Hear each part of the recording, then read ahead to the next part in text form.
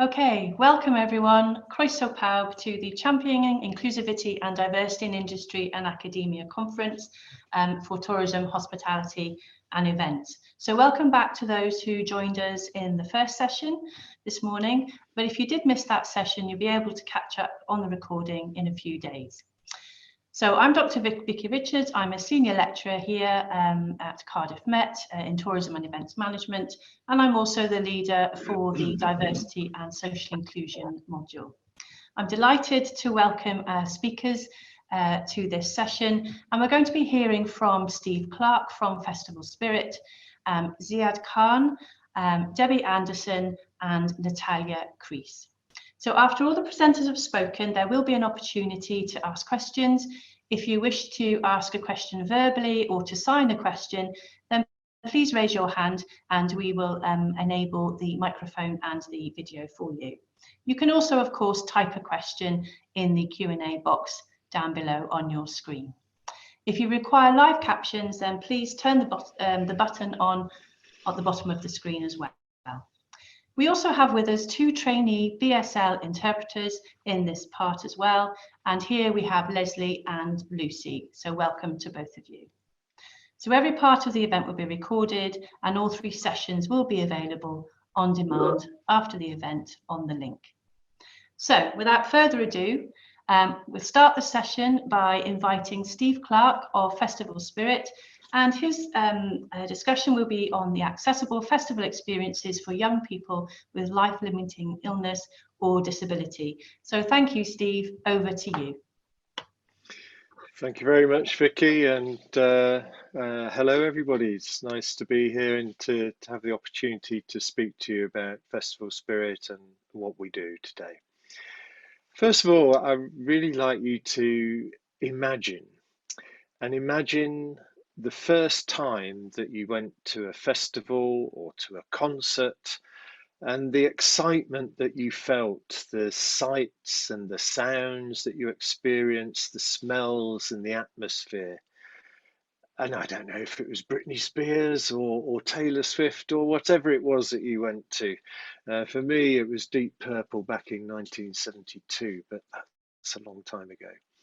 But for many of us, it's a long-lasting and very special memory. Now, just imagine for a moment that you have a life-limiting condition or a disability that means you're basically excluded from ever going to a festival because they simply don't have the facilities there that make it possible. For those people, it becomes just a dream. And Festival Spirit exists to turn those dreams into reality. Next slide, please. And so, and click. And so in 2010, no, back one, please. Back. No, we're going the wrong way. That's it, great, thank you. Back in 2010, we organised a trip to WOMAD Music Festival. We took 8 guests, mainly from Douglas House Hospice in Oxfordshire, who had life-limiting illnesses, typically Duchenne muscular dystrophy. We also took 8 young adults as buddies, and buddies are there to help people get around the site, to go and buy them a beer or a burger, to make sure that they see the acts and the events that they're there to enjoy. We had 6 nurses and carers, mostly from Douglas House, with us. And we partnered with a charity called Jumbulance, who have great big massive coaches which are converted so that they can take electric wheelchairs. And the army chipped in with a couple of tents and even a couple of chefs and a lot of logistical support. We had 1 organiser from Jumbulance and 2 from Rotary, and the Abingdon Vesper Rotary Club gave us a £3,000 grant to get us going. We had a wonderful time, and that was where the expression, the festival spirit, from which we get our name, came from. And so we thought we'd better do it again, even though we'd had all sorts of mishaps through the weekend. It was a wonderful experience, and we decided, yeah, this needs to happen more regularly. So next slide. Who do we help? There are really two categories of people. There are those who don't have the confidence, but may have enough physical ability to attend a festival independently because of their condition. And it ticks a really big box for us if actually they come to a festival with us and then find themselves confident enough subsequently to do it themselves with their carers. And I think that understanding this confidence issue is really important because it is a huge barrier. Um, if you're institutionalized almost because you're often in a hospice, or some people we know they barely ever get out of their bedroom year after year. It's not a great existence. Having the confidence to actually go into a crowd of 50,000 people and camp for the weekend seems a million miles away. So confidence is a massive issue. And then there are those who physically simply couldn't contemplate going to a festival without the vast range of equipment that we provide. We provide electrical hospital profile beds for each individual, electric hoists for transfers in and out of bed, commodes, shower chairs, and we even heat the tent, which you can see on the picture, a massive colourful feast. We even heat it for those who can't regulate their own body temperature very well, typically people with spinal injuries or things like Duchenne. And so, next slide, please. Let's have a look at the impact. And we have dozens of heartwarming stories, but I just want to tell you about Susie, Hannah, and Luke. Susie on the left has poor eyesight and poor hearing, and her condition sadly gives her a slightly grumpy look. Not that she is grumpy. And she's non-verbal and can't use signing or Makaton. And Friday night, I was really quite worried that, slides are jumping around a bit. There we go. I was quite worried about Susie and that she was being stressed by the whole experience. But come Saturday night, here she is jumping around and clapping to the music, as happy as you can imagine. Now, interestingly, Susie came a year later as well.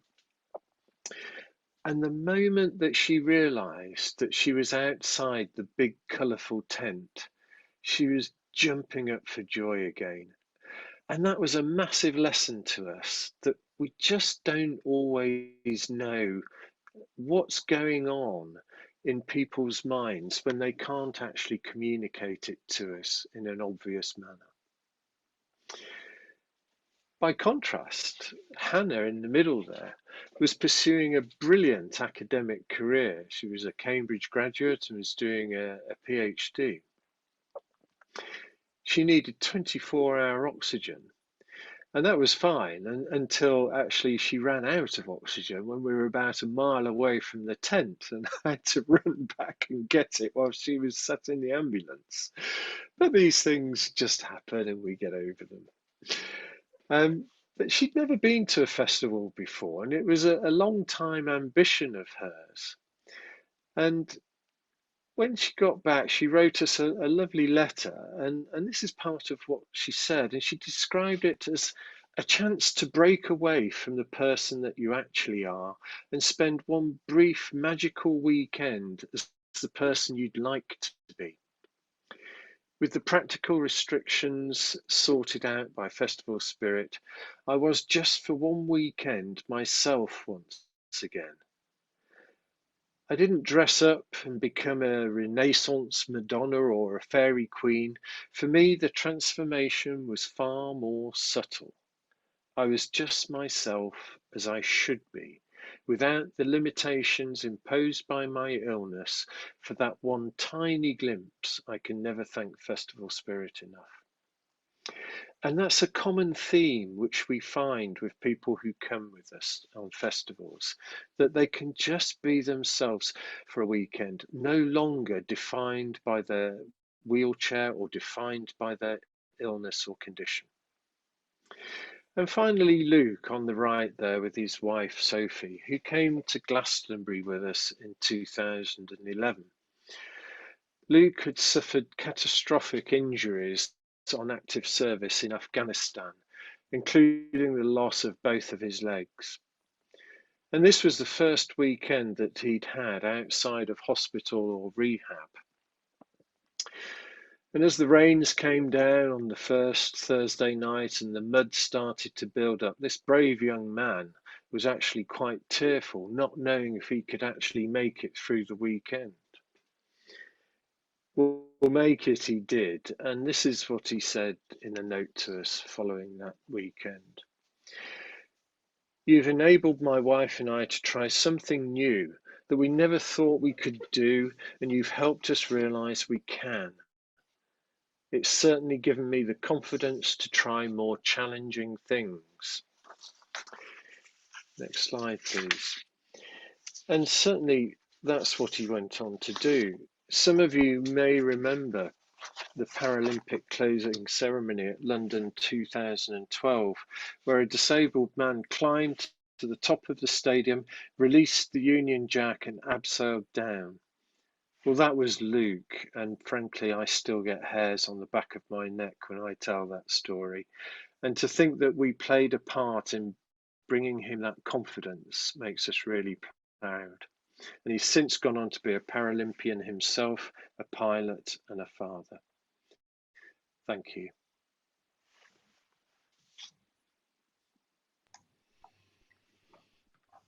Thank you, Steve. I think you really embody what it means to go to a festival and the person that you can be, and you've really shown how that experience can be inclusive. Thank you for sharing those stories and those voices.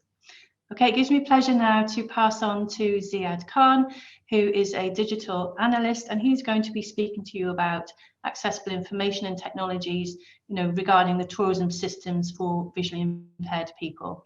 And Ziad and a colleague, Owen Williams from Wales Council of the Blind, were also guest speakers with us on our diversity module. So thank you for that. And over to you now, Ziad. Thank you.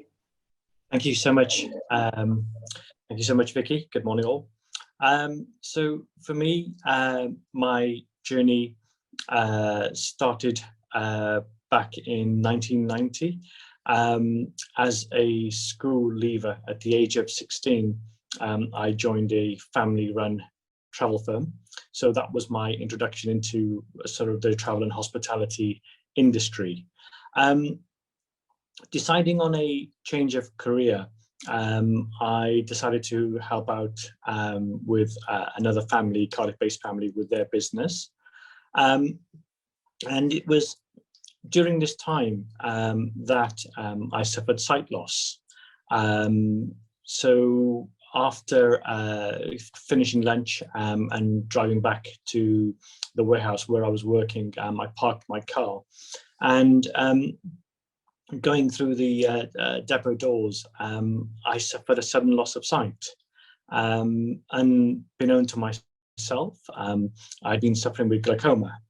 And glaucoma has no outward symptoms, so I had no awareness of this. Being rushed to hospital, the surgeons, against their best efforts, obviously did their level best, but eventually I was left with just 5% blurred vision in my right eye, with vision on the periphery only. So for me, following this, really there was a period of rehabilitation where I learned to use a long white cane. I also then learned how to use a PC again, learning how to touch type and carry out simple tasks on a PC using very basic assistive technology.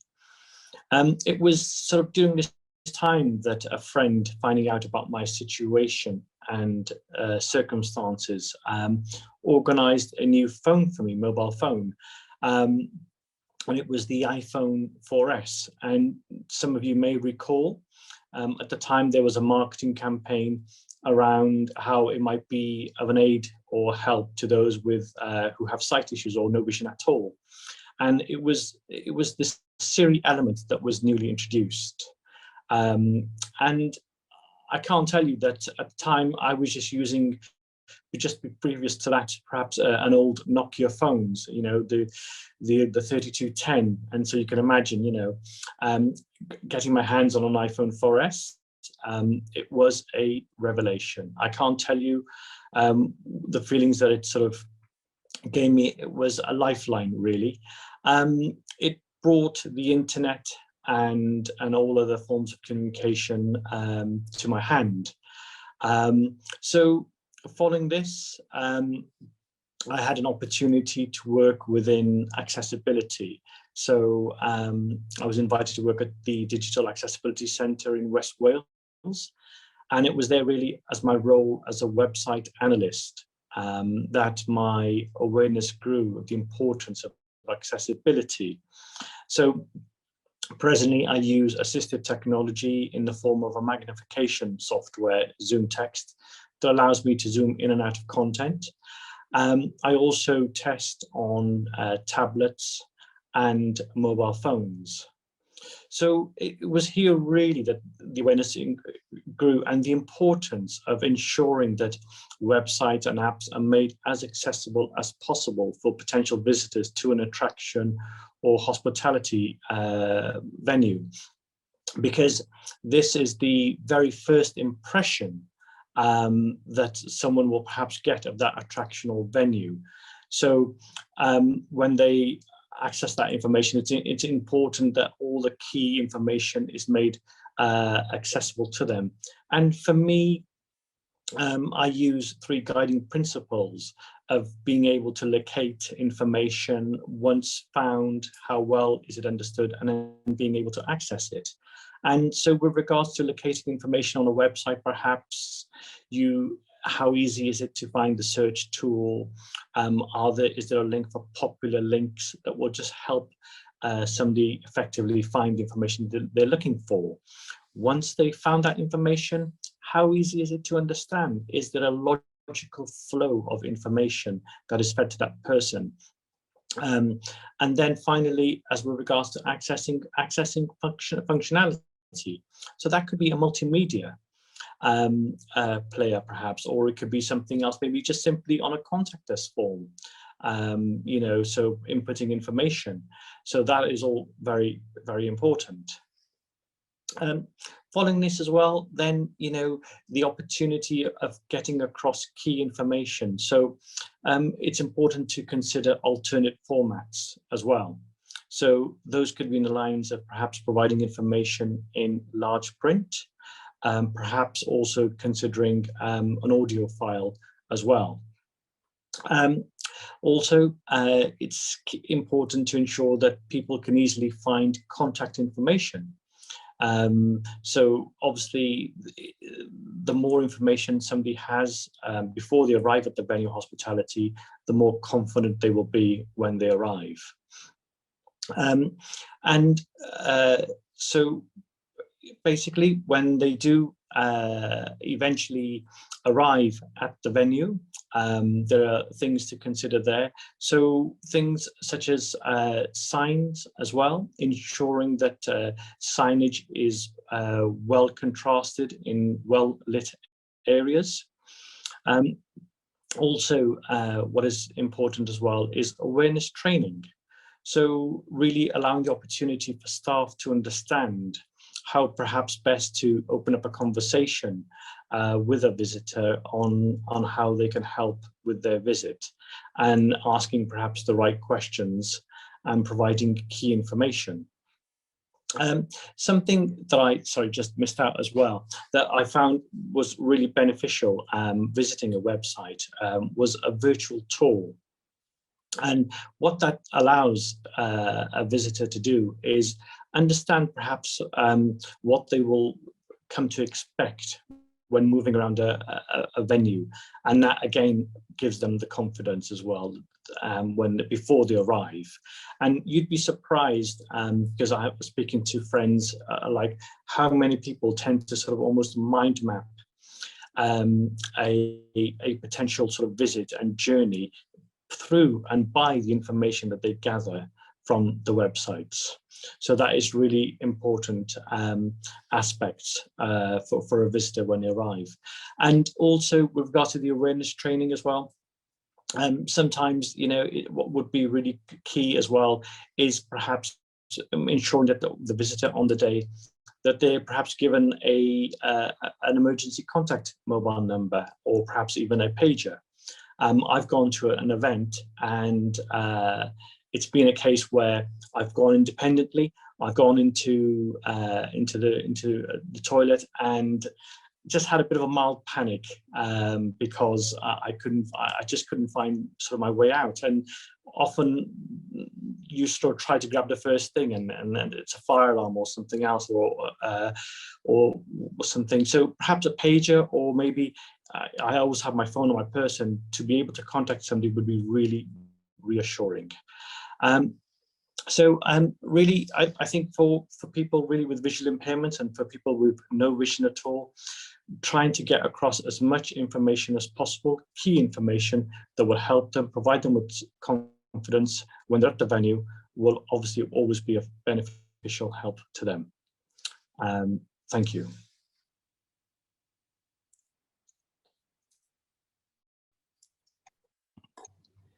Thank you very much, Ziad, for sharing your experiences and your professional knowledge as well around information technology, and also for mentioning that we still need people as well. So it's those two things going hand in hand. Thank you very much. Okay, so we now welcome Debbie Anderson, who's going to share with us work that's going on with Dementia Adventure. So over to you, Debbie. Thank you. That's lovely. Thank you so much for the invitation to present at the conference today. It's lovely to have these opportunities. If we could put my first slide on, that's perfect. So Dementia Adventure is a small charity based in Essex, but with a national reach. And our mission is shown on the screen here. The connection of nature is at the heart of everything we do, and we partner many different organisations across the UK because we believe that regardless of geographic location, everyone should have access to nature. Now, there are about 850,000 people in the UK that are living with dementia in the here and now, and this is rising year on year. But that diagnosis doesn't just affect the one person. It has a filter effect. It affects the spouse, the children, the wider family and friends. And whilst there is no cure, we want to enable people who are living with dementia to live healthier, more active, enjoyable lives, and bring emotional, social, and physical benefits to the families that are affected by dementia. Now, when a diagnosis is given, life can change quite dramatically, and people are telling us they often become quite isolated, spending a real disproportionate amount of time inside. And people can start to feel that holidays and travel and, you know, even simple outdoor activities are no longer available to them. Now, as part of our work, we've undertaken a lot of research into the barriers of access for nature, and all these research papers are on our website if you're interested. Do look us up under dementiaadventure.co.uk. If you could, perfect. So caring for an individual can be exhausting. It can be a 24/7 role. And respite from that caring role is essential to help the carer to keep caring and maintain their health and well-being. Traditional respite often involves separating the person with dementia and their supporter, their carer. And this can often be really distressing actually for both parties. So our model of alternative respite involves providing providing support through trained staff and volunteers so that both people can come away with us together, whether that's a holiday or a supported outdoor experience, and enjoy every second of it together. We literally take the strain from morning till night, and we'll do the night shift if that's needed too. Now, we've been recognised with a succession of awards. The Silver Eye Award, we were finalists in the Scottish Dementia Award, and also achieved the International Dementia Excellence Award. And in 2019, Social Care Institute for Excellence and Carers UK produced guidance for commissioners and providers of breaks for carers, and they're calling for more innovation and flexible approach for those breaks. We were actually included in that as part of good practice. Now, we're running about 35 5-day breaks each year. These include normally 4 people living with dementia and 4 people without. They are their main supporters. It might be the husband, the wife, the daughter, the best friend. Now, obviously, due to COVID restrictions, we suspended those holidays for part of the last 18 months. We're back up and running, but we're actually running within the guidance of each country that we're providing those holidays in. It's UK-wide. And some of the things that we do is we look for dementia-friendly venues. We undertake a suitability assessment form before we book a holiday, so we make sure we can really support the people with us. They're really going to get out of it, you know, what they want to achieve, and that's absolutely before we book a holiday. And each couple is then supported by a fully trained member of our team, that extra pair of hands, so they can both enjoy the break. Now, we do charge for these holidays, but we subsidise the cost of every single one of them, but that can still be a barrier. Caring role has so many costs involved. So we have a support fund, which is can either partially or fully fund a break with us. Thank you. If we could move the slides on, that'd be lovely. And we really do focus on that contact with nature, and there's real research out there that shows the benefit for people who are living with dementia to get outside. And I'm sure you'll all agree, we all achieve these benefits, but it can be just so much more pronounced if you're living with dementia.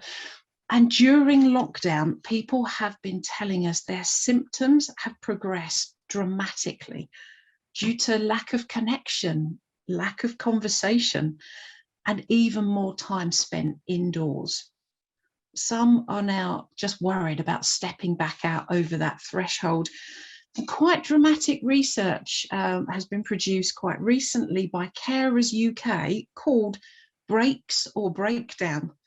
And 72% of carers have said they haven't had a break in the last 18 months.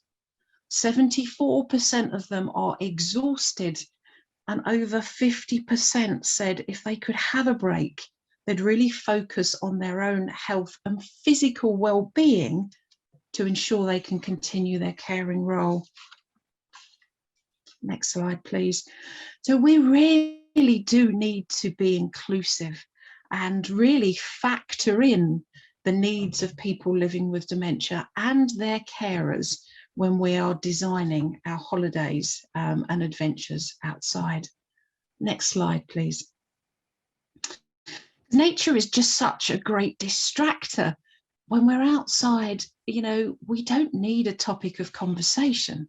We can just enjoy what we hear, what we see, what we smell, what we touch. And people are telling us all the time, when I'm outdoors, I leave my dementia behind. Now, I'm on this next slide, I'm going to hand you over to Chris Roberts. Chris was diagnosed with dementia in his 50s. He's supported here by his wife, Jane, and he tells us the importance of the connection with nature for him. I I sometimes go out in the garden to sit down and have a few tears on my own. I'm not going to get disturbed. I'm not going to be embarrassed. And it's something I do now and again. And the other day I was doing it, I don't know if it was the other day, maybe the other week, and a hedgehog came out. And immediately I was distracted from my anxiety, my stress, my depression. I didn't have dementia. I didn't have any problems at all. And that's what nature does for you. It distracts you. It's beautiful. It doesn't ask anything of you. It just displays itself and is there for our appreciation. He was just in the moment, just him and this hedgehog just walking past. Just, was it 2 feet? Just 2 feet away from him. Yeah, yeah. And it just got on with its life. And I just sat there and I watched him going backwards and forwards, and even the cat come across. And the cat was watching it as well. It's obviously had dealings with the hedgehog because it didn't go for it. But even the cat was watching as well. And I now go out and I look for these things now. And it's beautiful. There is no, you don't fail. You don't succeed. You just observe. And there's no pressure. There's no pressure. It's just there for you to appreciate and distract you, and you are normal again. You know, you're not that person with dementia. You don't have any problems at all, and I think that goes for anyone and everyone. Thank you. If we could move to the next slide. Now, Chris is so articulate in expressing how that connection with nature is so important. And I think, you know, it's when we're thinking about designing holidays, designing adventures, those outdoor experiences, can we factor in the needs of people who are living with dementia and their carers? And if you're interested in this, maybe you'd like to join us on an online session. They're all free. You can get the information about what's contained in these courses on our website. There's something going on every single week, and maybe we can help you to help and support the people living with dementia. So please do look us up. You can also connect with us through our newsletter, and we'll let you know if there's something new going on. And of course, if you're a business and you want us to help design something that will help you reach your goals and objectives with dementia and nature in mind, do let us know. My last slide just really says, thank you so much for listening. I hope this has been informative, and you know, maybe we can help and support in the future. Thank you so much.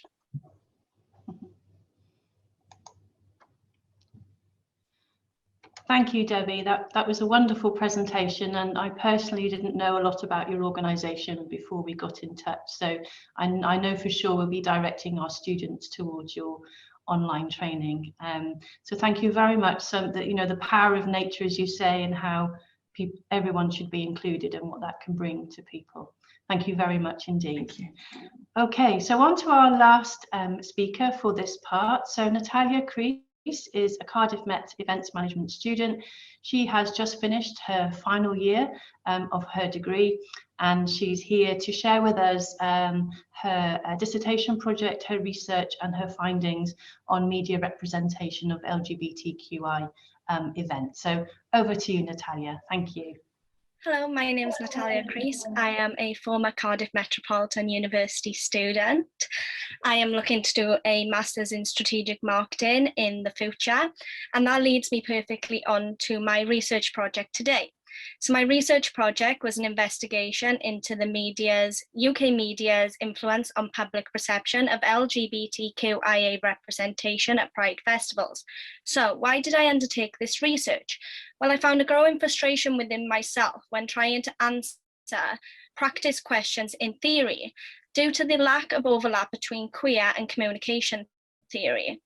This put a fire within myself to answer my own questions within perceptions and representations of the LGBTQIA community. So how did I do this?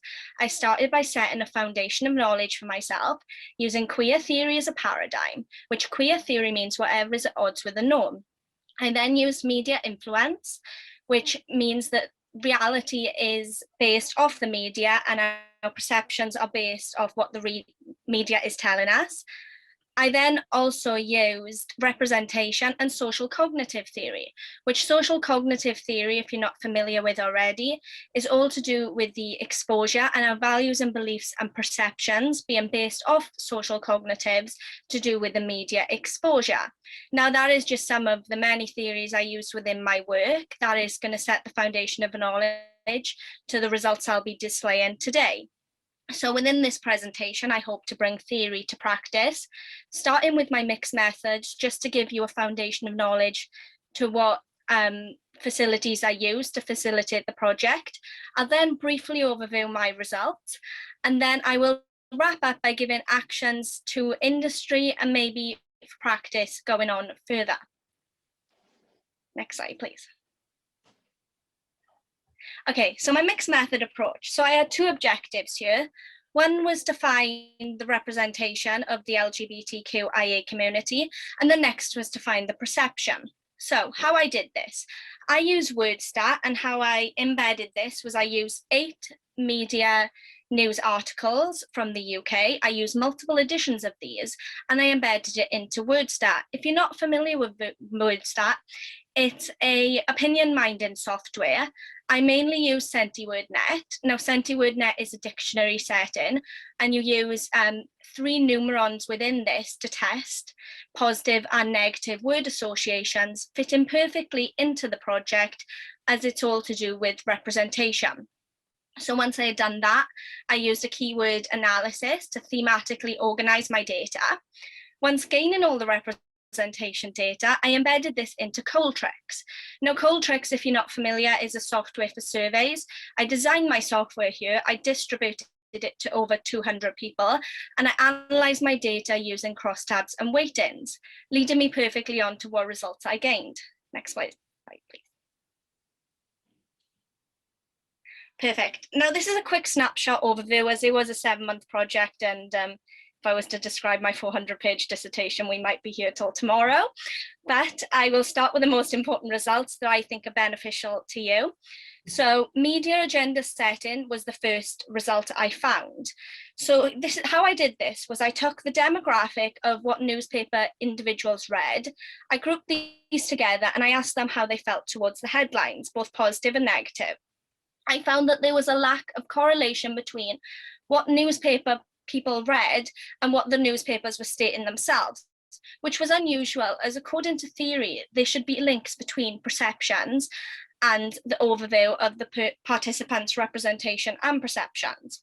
So I wanted to take a more broader approach, so I used a word association test.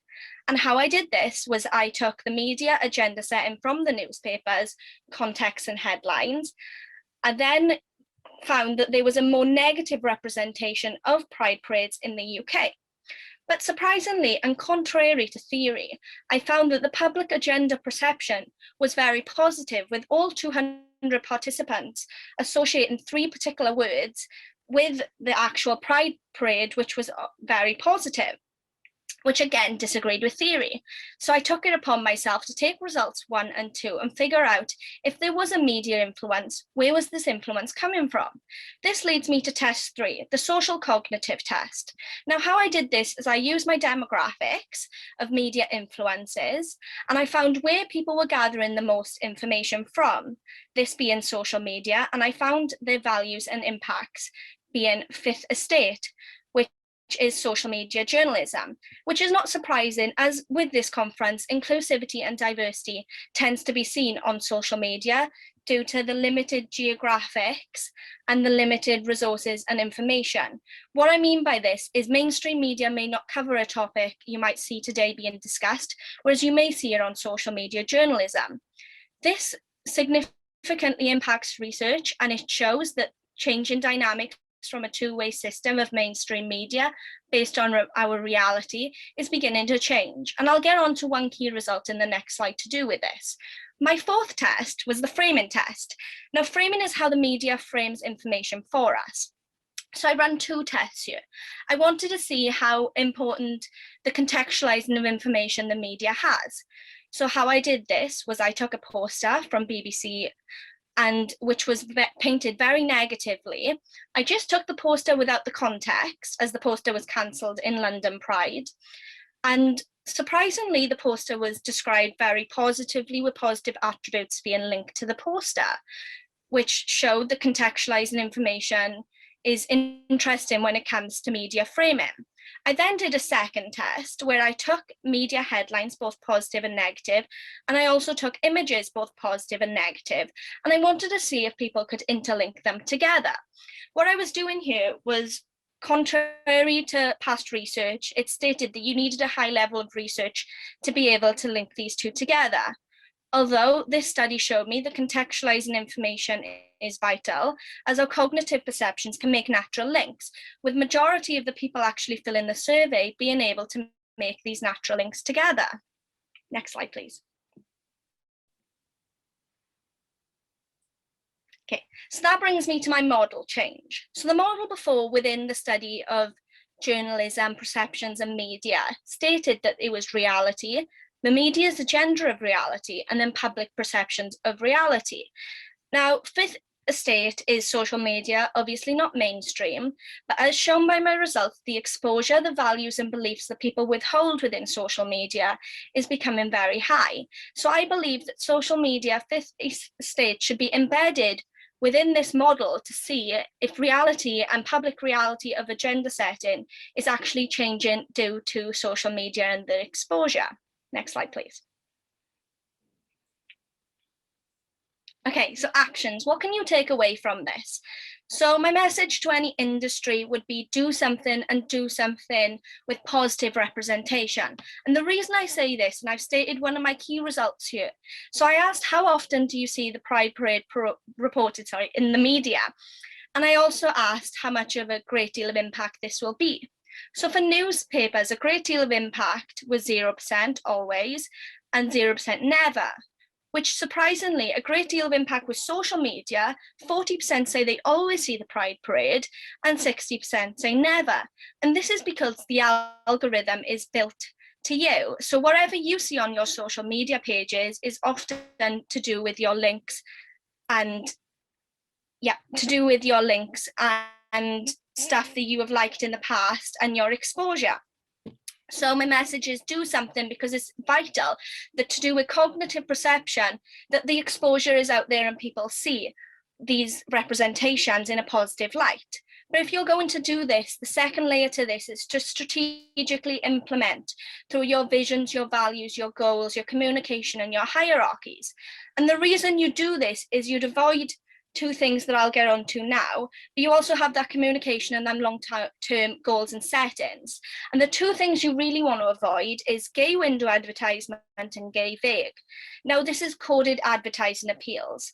This was seen in IKEA back in 1990s, not so much today, but it does exist. And for people not familiar, it's people from the LGBTQIA community being blended into the background, which means that someone from the community can recognize that person's from the community, but their straight allies or straight companions may not.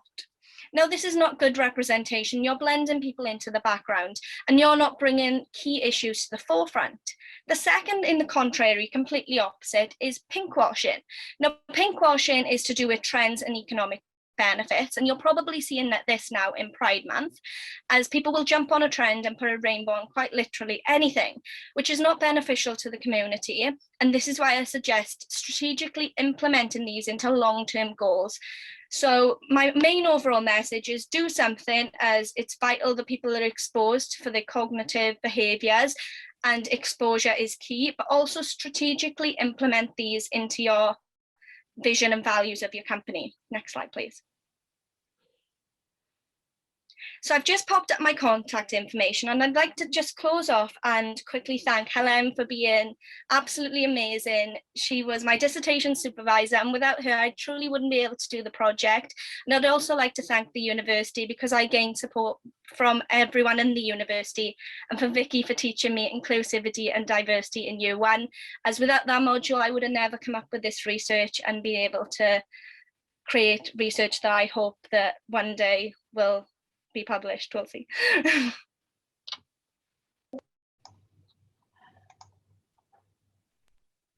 Thank you, Natalia. I mean, that was such a confident presentation and with such passion as well. So you've tested theory, you've done a really academic thing, and you've got some outcomes there as well. And I'm sure that all the people here will be looking out in interest for what's going to come out of that for you now in the future. You'll be an asset on any master's program. So good luck and thank you. Thank you.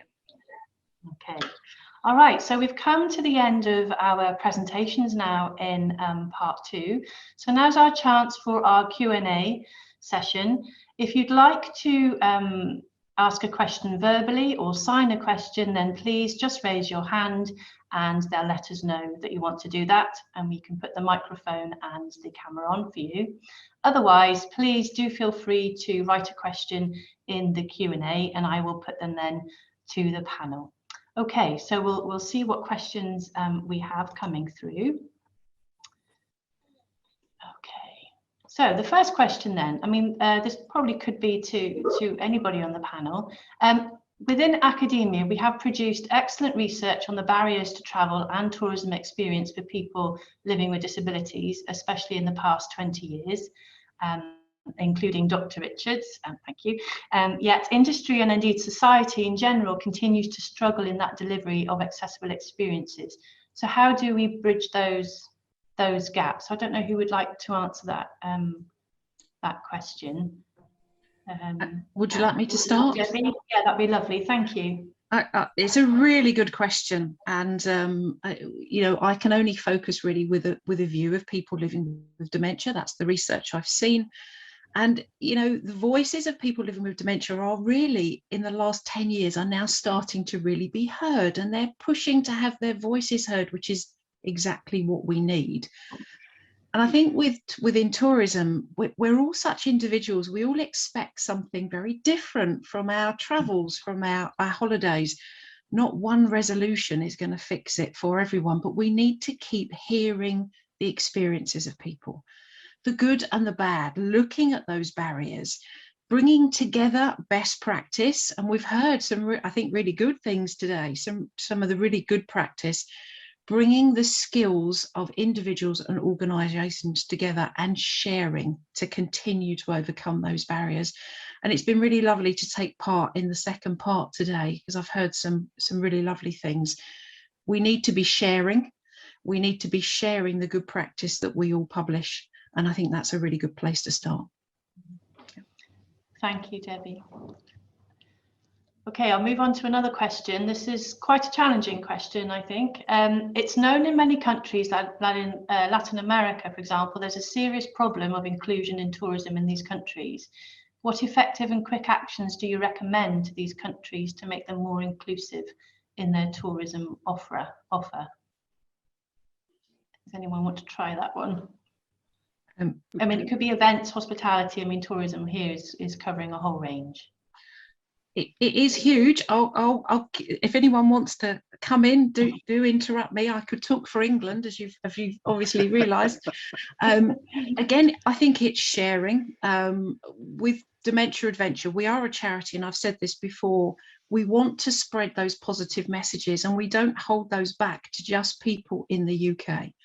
So from overseas, we run events at all times during the day and the evenings, and sometimes even at weekends. If people from overseas want to join us on those sessions to hear those positive messages and how to overcome barriers, we'd welcome them.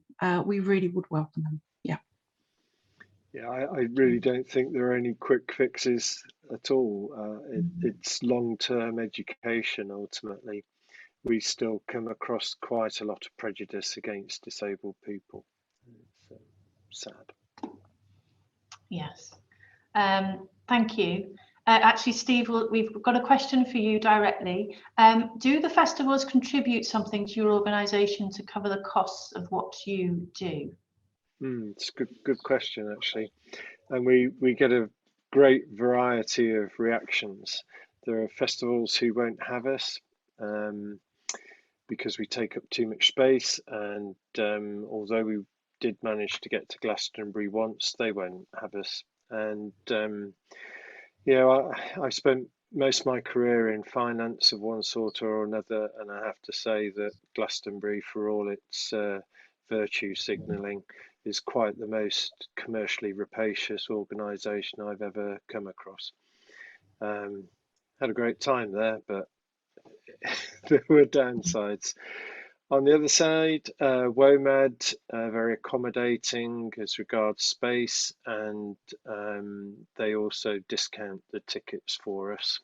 Wilderness Festival, which is run by Festival Republic, part of Live Nation, they are just wonderful to us. They haven't charged us for tickets for about 6 years, and in fact have donated to us as well. There was one particular time actually when 2 weeks after coming to a festival, one of the guys that was with us unfortunately died at the age of 31.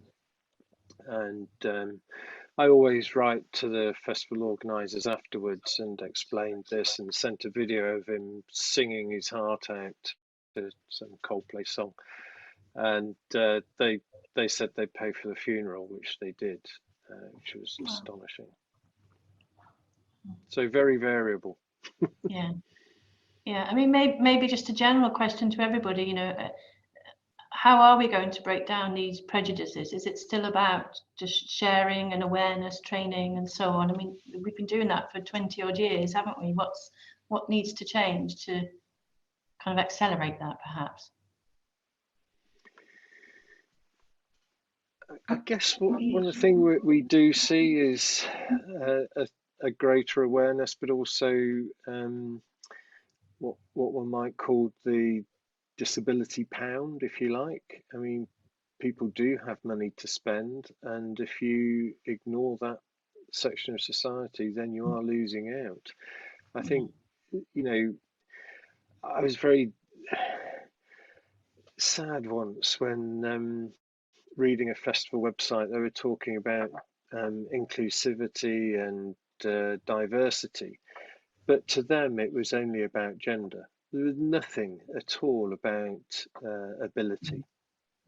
And yes, quite right that they should be promoting gender diversity at their festival, but that's not the only diversity. Yeah, exactly. Thank you very much. So we have a comment here from Sumitra, really just to say to Natalia, great presentation, and look forward to seeing your research published, as I think we all are. Maybe I could ask a question to Natalia, actually, having kind of been aware of diversity and social inclusion, not just from the module, but then throughout your 3 years, how do you think universities and academics can maybe better embed a lot of these principles? I'd say to like strategically implement, because some things are a lot surface level, not so much with universities, but in general, things can be quite surface level. So I think that it really needs to be put into visions, values, goals, and beliefs, and communicated down hierarchies. I think that Vicky, you did an amazing job in first year at teaching us diversity and inclusion, but that awareness throughout 3 years would be amazing to go through the modules and really interlink, not so much with standalone modules, but maybe so much with maybe marketing. It'd be great if there was ethnic marketing where we talked about diversity and inclusion a little bit more, and just very much just interlink it. And I think not to make anything standalone, because when we make things standalone, it stands out. So to really interlink inclusion and diversity throughout every setting. That's brilliant. Thank you, Natalia. And I think that is the way that we will, as a university here, that is the way we're going to go, definitely. Thank you ever so much. I have a question for Ziad. How, with the digital accessibility, how can we get kind of all the stakeholders to work together? So whether that's individuals, designers, accessibility experts, how do you get everyone to work together to create accessibility? So it's something that I've experienced, obviously, talking at other events, and we have people who come to visit us as well, developers and designers, and it's something that just hasn't quite yet been communicated. I think it's to do with policy, really. There is no real firm policy in place within organizations or stakeholders to get everyone together to communicate. So I've been to organizations where the designers and developers, they're not communicating with one another. So I think they're really, with regards to the accessibility side of things, there has to be a change in policy, and really that to encourage and really almost force sort of departments to sit together and then understand and better become aware of the needs of accessibility. Brilliant. Thank you, Ziad.